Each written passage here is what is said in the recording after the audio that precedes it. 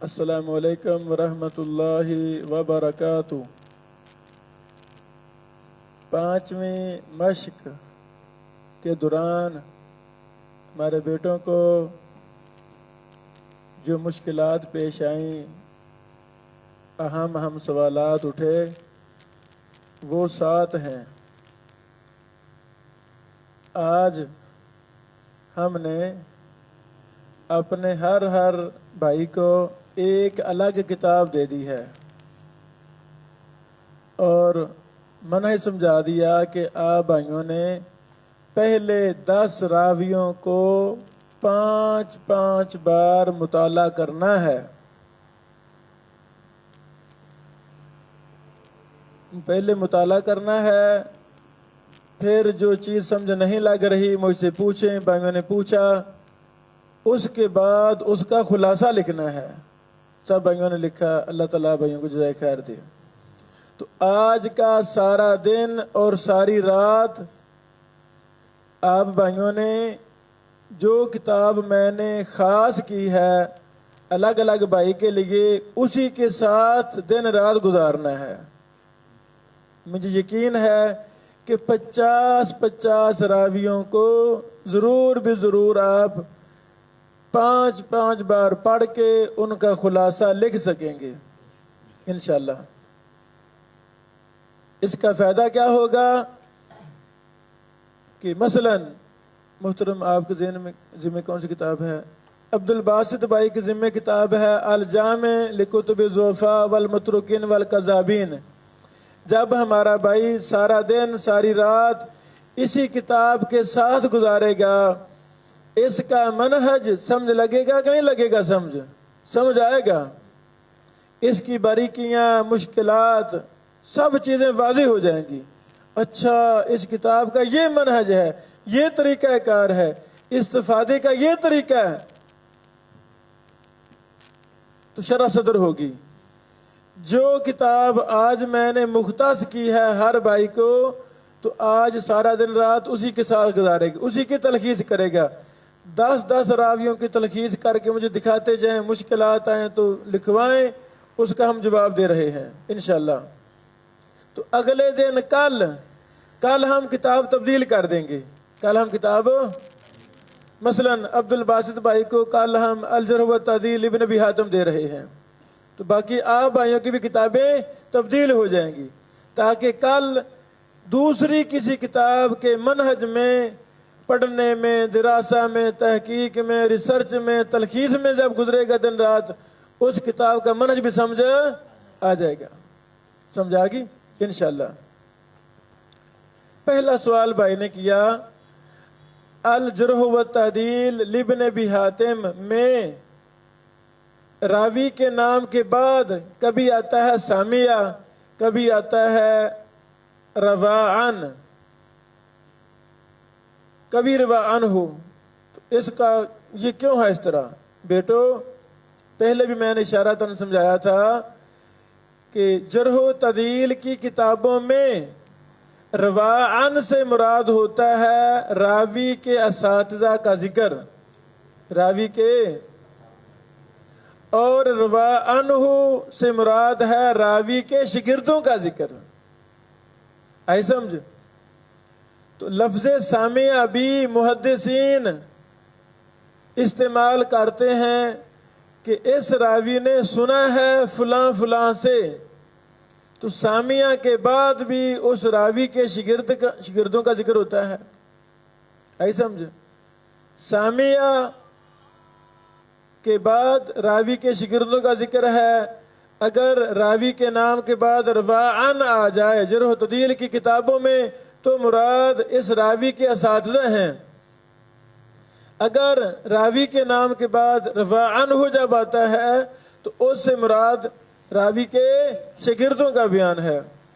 اور کئی کتابوں میں لفظ روا استعمال ہوتا ہے، لیکن کئی میں یہ بھی نہیں ہے، بس ان اور انہو لکھ دیتے ہیں۔ ایسے ہے کہ نہیں؟ ایسے ہے نا؟ یہ ضروری نہیں ہے کہ روا انہو ملے تب ہی شاگردوں کا ذکر ہے۔ تو بسا اوقات محدثین لفظ ان اور انہو استعمال کر کے شاگردوں اور استادوں کا ذکر شروع کر دیتے ہیں۔ دوسرا سوال، بعض راویوں پر ذاہب الحدیث کا لفظ استعمال ہوا ہے، تو لفظ ذاہب الحدیث کس درجے کا ہے؟ خلاصہ یہ ہے بیٹو، یہ بھی ضعیف راوی پر جرح ہوتی ہے لفظ ذاہب الحدیث۔ یہ جو ہماری کتاب ہے جرح و تعدیل کے اصول و ضوابط، اس میں آپ اس کو جہاں مراتب کا ذکر ہے، جرح و تعدیل کے مراتب، وہاں یہ آپ دیکھ سکتے ہیں۔ یہ بھی بھائی نے سوال کیا کہ لسان المیزان اور تہذیب التہذیب کے مطالعہ کے دوران بار بار آیا انتہا، تہذیب التہذیب میں بھی یہ انتہا ہے، آپ دیکھا آپ نے، اور لسان المیزان میں بھی انتہا ہے۔ اس کا بیٹو جواب یہ ہے، لسان المیزان یہ حاشیہ ہے میزان الاعتدال پر۔ جس بھائی نے ہم سے سوال کیا اس کو میں نے کہا بیٹا یہی لسان کی عبارت انتہا سے پہلے والی میزان میں پڑھیں، جب وہ پڑھی تو ایک ایک حرف وہی تھا، سمجھا گی نا؟ تو انتہا کا مقصد کہ یہاں میزان للذہبی کی عبارت ختم ہو رہی ہے، آگے ابن حجر رحمہ اللہ کی طرف سے اپنا حاشیہ ذیل حاشیہ اضافہ انہوں نے کیا ہے۔ انتہا کے بعد ابن حجر کی عبارت ہے، انتہا سے پہلے لسان میں امام ذہبی کی میزان والی عبارت ہے۔ واضح؟ تہذیب و تہذیب میں بھی لفظ انتہا کا استعمال ہے، تو کیا مطلب؟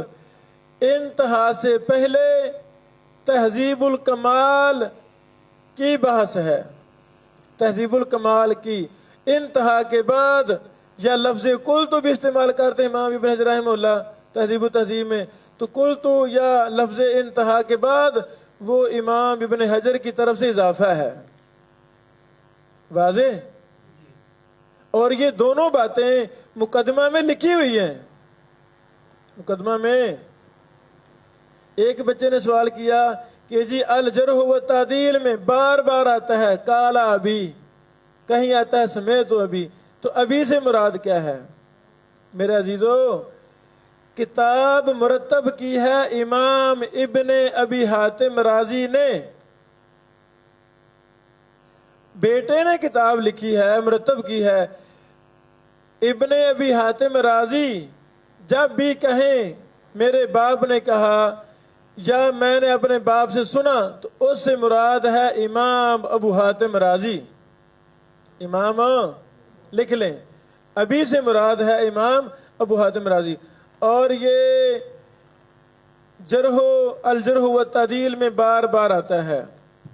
جب ہم امام عبداللہ بن احمد بن حنبل کی کتابوں کا مطالعہ کرتے ہیں، وہ بھی کتب علل میں، کتب سوالات وغیرہ، کتاب السنہ وغیرہ، ہر جگہ یہی کہتے ہیں قال ابی، تو وہاں کون سے ابھی مراد ہیں؟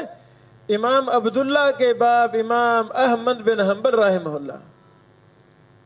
بہرحال یہ بھی بھائی نے سوال کیا کہ نزیل بغداد لکھا ہے راوی پر، اسے کیا مراد ہے؟ بیٹو نزیل میں نا اترنا، نازلہ کی من ہوتا ہے اترا، اترنا، آنا۔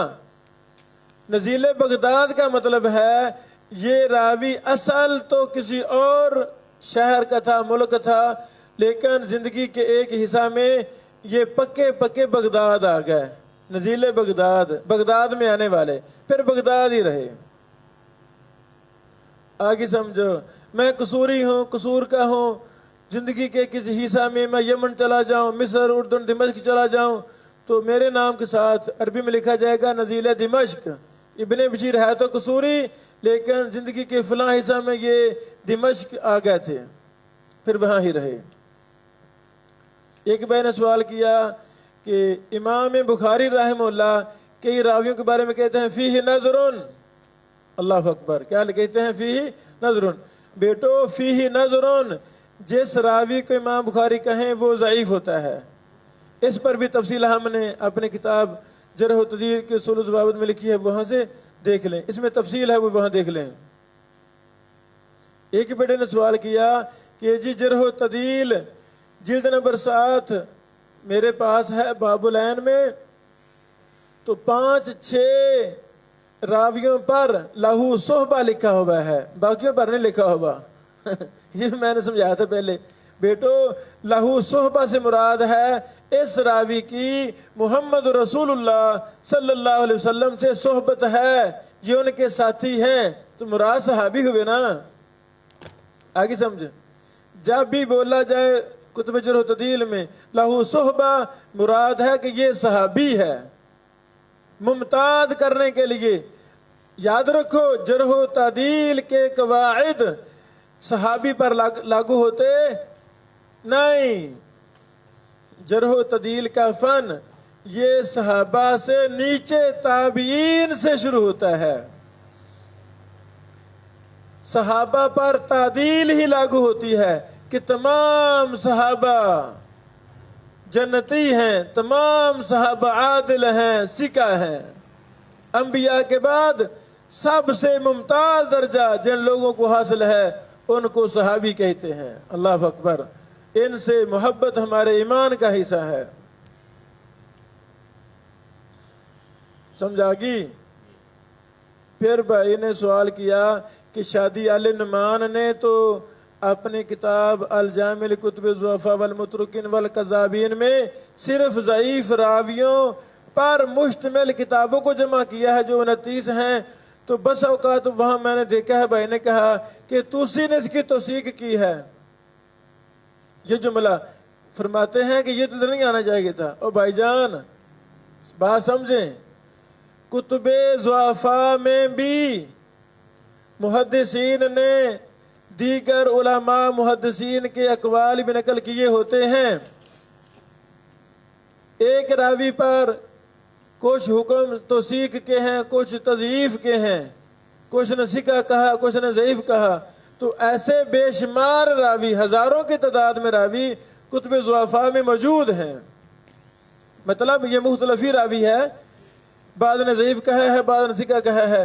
اب آپ دونوں چیزیں دیکھیں، دیگر کتب جرح و تعدیل دیکھیں، احادیث کا مقارنہ تقابل کریں، دراسہ کریں، اور بعد میں یہ ثابت ہوگا یہ راوی ثقہ ہے یا ضعیف ہے۔ وہ ائمہ محدثین متاخرین وغیرہ کو دیکھ کر ہم راجع مرجوع قرار دے سکتے ہیں۔ لو بیٹو یہ سوال مکمل ہوئے، اللہ تعالیٰ آپ کو جزائے خیر دے۔ ڈٹ جائیں، آج جو میں نے کتابیں آپ کو دی ہیں دن رات اسی کے ساتھ ہی گزارنا ہے۔ اب میرے بیٹے اگلے 10 راویوں پر بحث کریں، پڑھیں، 5 بار پڑھیں، پھر اس کا خلاصہ لکھیں، ڈاؤٹ ہو تو مجھ سے پوچھیں۔ السلام علیکم ورحمۃ اللہ وبرکاتہ۔